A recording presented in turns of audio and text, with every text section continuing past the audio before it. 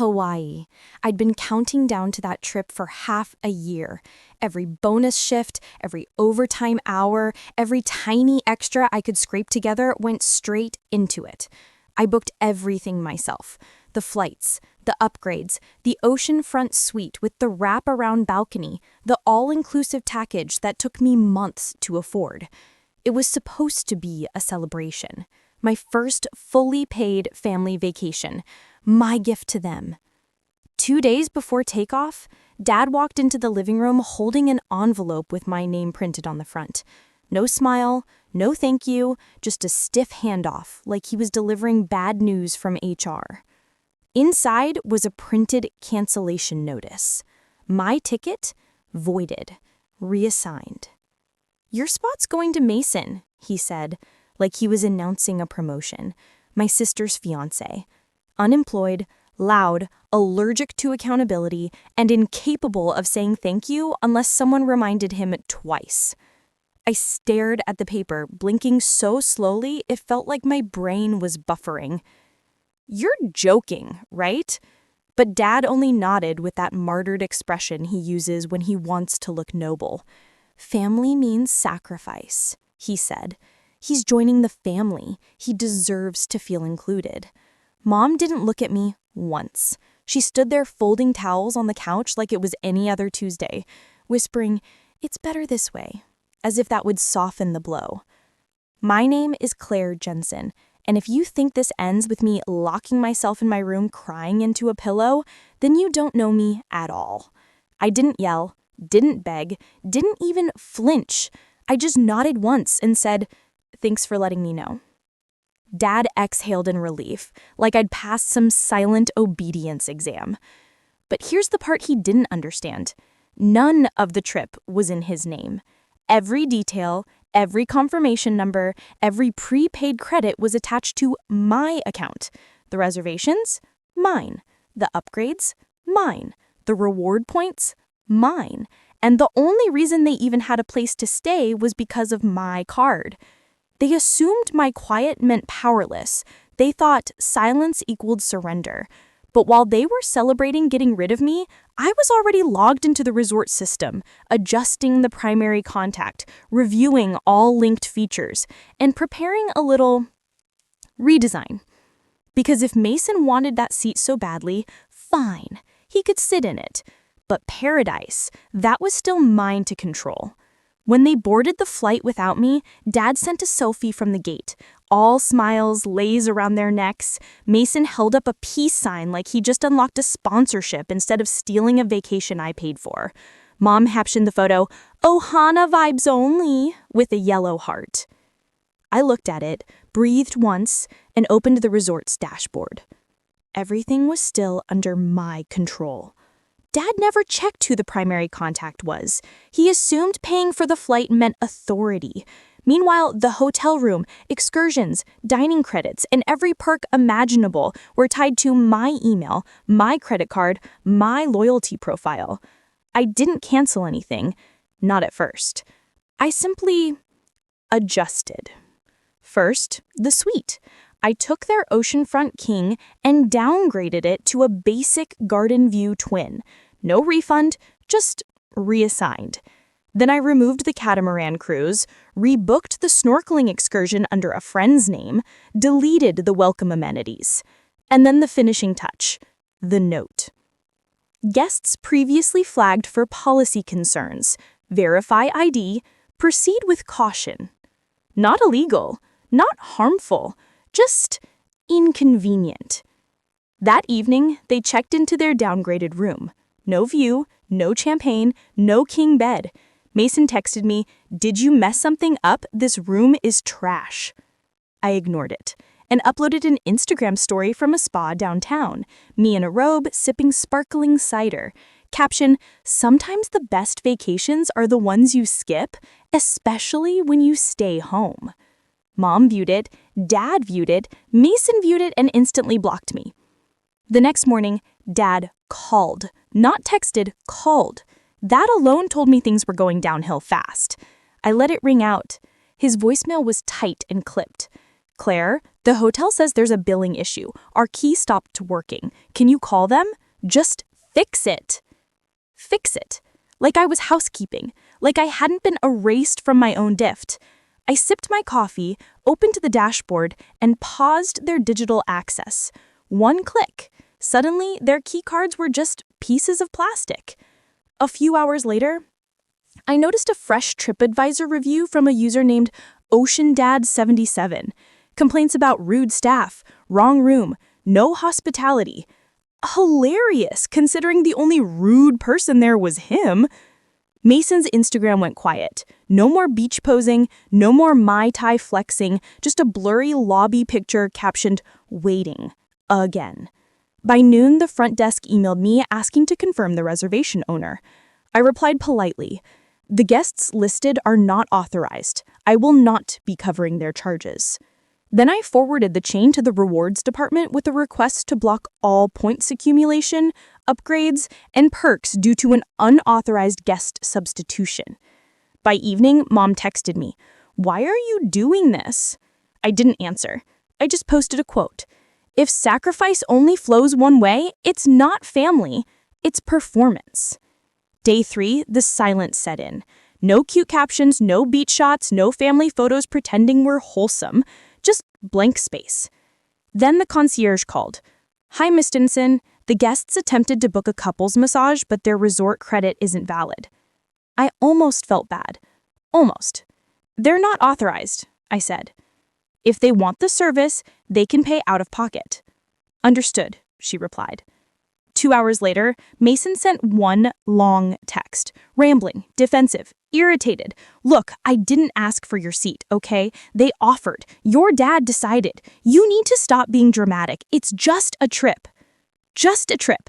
23 hours of overtime, 4 months of cutting costs, canceling dinner nights, budgeting like it was an Olympic sport. But sure, just a trip. I didn't reply. Instead, I tipped one of the resort staff through Venmo, leaving a note thanking her for enduring my family's chaos.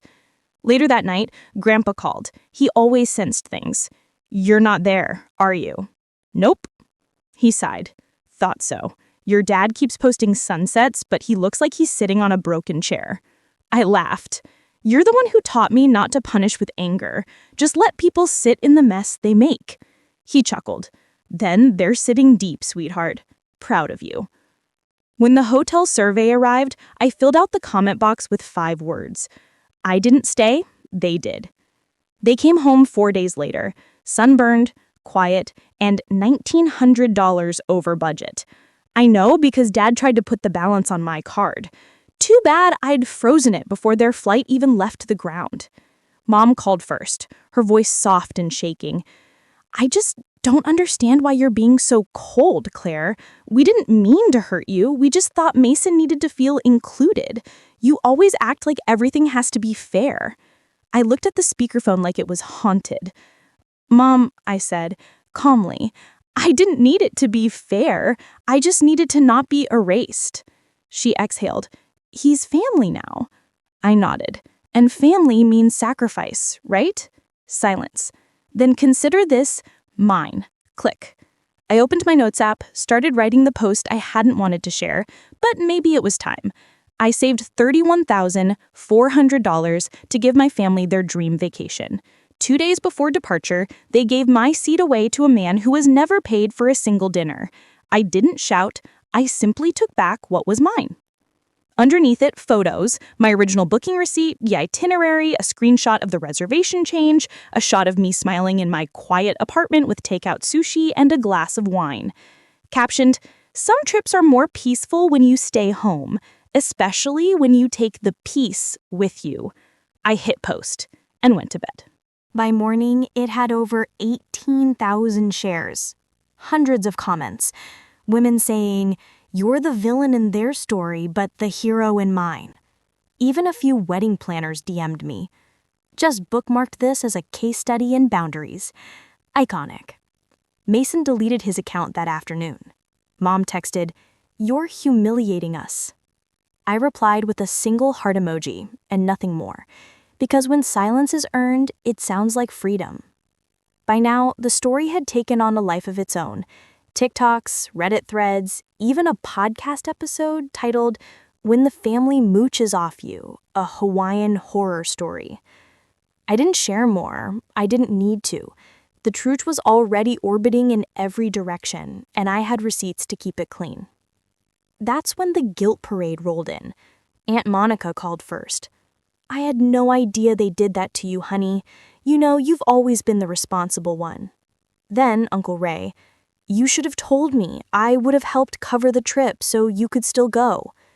Too late. Where were they when I was skipping lunches to build the fund?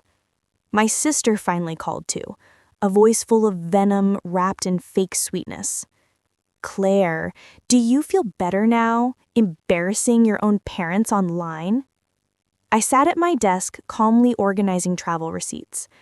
"Do you feel better taking a vacation funded by someone else's sacrifice?" Silence.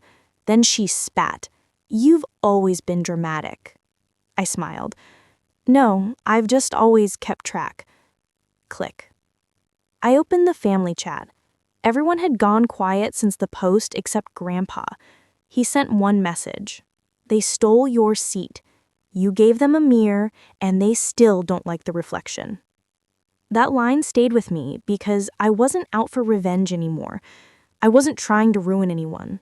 I was just done being the disposable one, the "you understand" girl, the ATM with a polite smile, the ghostwriter of family vacations she didn't even get to attend. So, I did one final thing. I wrote a blog post, published it anonymously, titled "The Price of a Plane Ticket: What It Costs to Be the Selfless Daughter." It ended with this: "They told me family means sacrifice, so I stopped being their definition of family and started being mine." It started trending within hours, and somewhere in all that noise, my silence finally echoed louder than their voices ever did. Dad showed up at my apartment. No call, no warning, just stood there in his vacation polo, looking like a man who just realized the house he built was made of matchsticks. "I came to talk," he said. I didn't invite him in, just leaned on the doorframe. He looked around like he expected to see someone else behind me, like the old version of me might step forward and say, "It's okay, I forgive you." But she wasn't home anymore. "I know we made a mistake," he started. "I thought giving the seat to Mason would make him feel part of the family." "I didn't realize that I was part of the family too," I asked. He looked away. "No," he said, "that you'd make it public." I laughed quiet, sharp. There it is, the truth. He wasn't here because he felt guilty. He was here because the world now saw what I had carried alone for years. "You embarrassed us," he added lower now. "No," I said.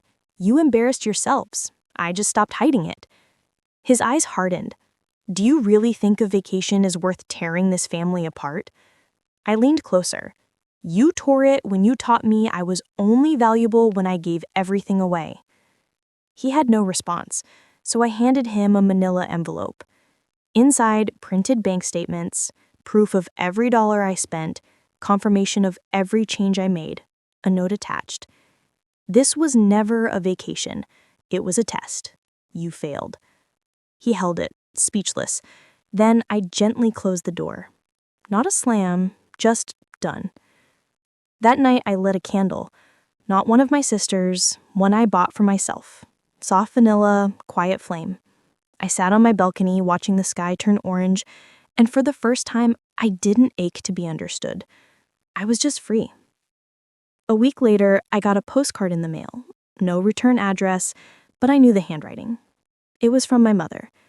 "We didn't raise you to be this cold, this public, this vindictive. We're hurt. Mason's embarrassed. Your father's ashamed. I hope it was worth it." I read it once, then placed it beside my keyboard like a trophy. Not because I wanted the pain, but because that card finally proved they saw the fire they'd always ignored. I'd spent years being the quiet one, the responsible daughter, the one who never needed attention, just approval. But here's the truth.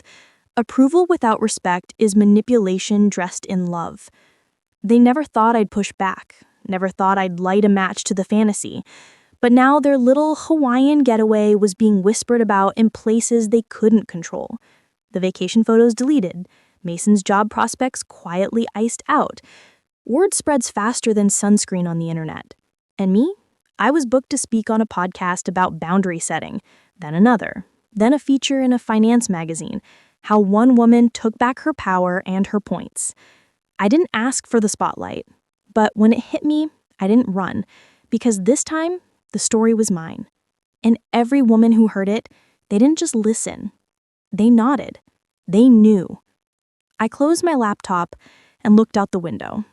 No more trips, no more forced dinners, no more being the background character in their perfect little performance. This time, the stage was mine. And the final act? Peace.